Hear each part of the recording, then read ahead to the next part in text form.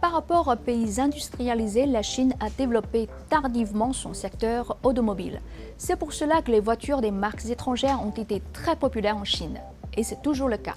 Les Chinois n'ont jamais critiqué les pays industrialisés pour leur surcapacité de production des véhicules thermiques. Et tout se passe bien jusqu'à l'émergence des véhicules électriques chinois.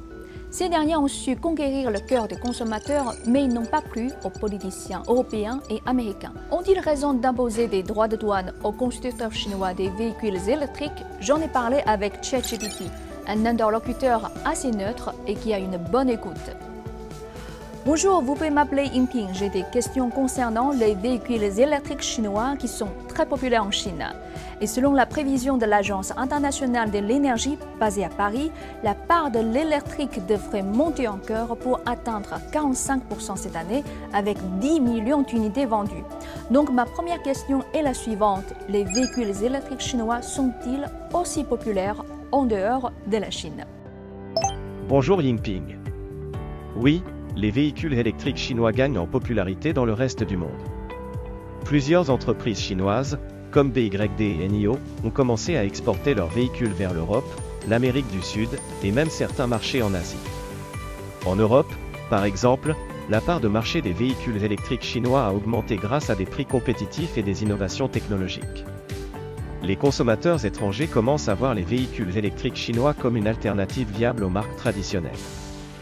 Avez-vous une question spécifique sur un aspect des véhicules électriques chinois à l'international? Oui, j'aimerais bien savoir leur situation en Europe, surtout après l'augmentation des droits de douane annoncée par la Commission européenne. Comme vous le savez, à partir du 4 juillet, les importations des véhicules électriques chinois sont imposées entre 27% et 48% des droits de douane contre 10% auparavant. Cette mesure va-t-elle favoriser la vente des véhicules électriques européens puisqu'ils sont encore très chers par rapport aux véhicules thermiques et aux véhicules électriques chinois? Cette augmentation des tarifs devrait réduire l'écart de prix entre les modèles chinois et européens, rendant les véhicules chinois moins compétitifs en termes de prix. Par conséquent, les fabricants européens pourraient trouver plus facile de rivaliser sur le prix, ce qui pourrait potentiellement augmenter leurs ventes. Cependant, cela pourrait également entraîner des prix plus élevés pour les véhicules électriques chinois sur le marché européen, ce qui pourrait affecter leur volume de vente. Je trouve que cette méthode n'est pas loyale car à l'époque des véhicules thermiques, la Chine a importé beaucoup de voitures européennes, américaines et japonaises. Elle a laissé son marché ouvert à tous ces constructeurs étrangers. Maintenant, l'Union européenne, elle a peur des constructeurs chinois et tente de leur fermer son marché avec l'augmentation des droits de douane. Ce genre de pratique n'est pas loyal. Qu'en pensez-vous?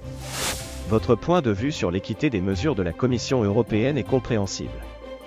L'augmentation des droits de douane sur les véhicules électriques chinois peut sembler protectionniste et contraire à l'esprit de libre-échange, surtout compte tenu de l'ouverture passée de la Chine aux importations de véhicules thermiques européens, américains et japonais.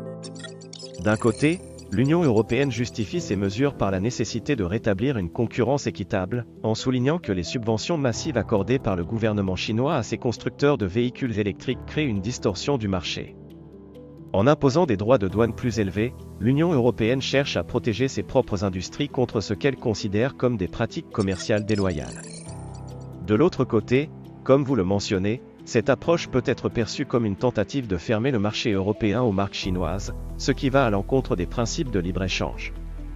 Cette situation peut également être vue comme une réponse à la montée en puissance rapide des fabricants chinois sur le marché mondial des véhicules électriques, ce qui a créé des inquiétudes parmi les constructeurs européens concernant leur compétitivité. Il est important de noter que les relations commerciales internationales sont souvent complexes et influencées par de nombreux facteurs politiques et économiques. Les mesures protectionnistes, bien qu'elles puissent offrir une protection à court terme aux industries nationales, peuvent aussi entraîner des représailles et des tensions commerciales, ce qui pourrait nuire aux relations économiques globales à long terme. Il me semble que l'Union européenne avait fait la même chose pour son secteur des panneaux solaires en imposant des droits de douane aux panneaux solaires chinois. Mais cette mesure protectionniste n'a pas obtenu l'effet escompté. Au bout d'une dizaine d'années, les panneaux solaires chinois gardent toujours la première place du marché. Vous avez raison. L'Union européenne a effectivement imposé des droits de douane sur les panneaux solaires chinois il y a environ 10 ans, dans le but de protéger les fabricants locaux contre ce qu'elle considérait comme une concurrence déloyale due aux subventions et aux pratiques de dumping des entreprises chinoises.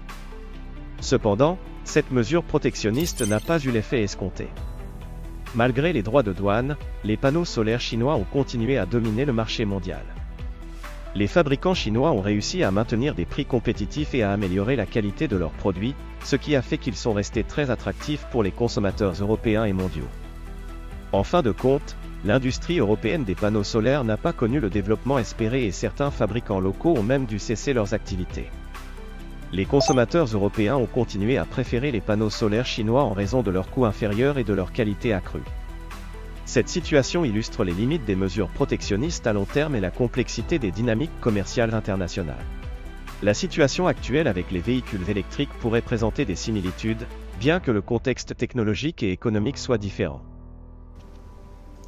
Effectivement, les mesures protectionnistes ont des limites, surtout quand on les revoit avec le recul du temps. La tendance historique est la mondialisation et la coopération internationale. D'ailleurs, il est hypocrite de préconiser la mondialisation quand les choses vous conviennent et de fermer la porte quand la situation change. Qu'en pensez-vous ?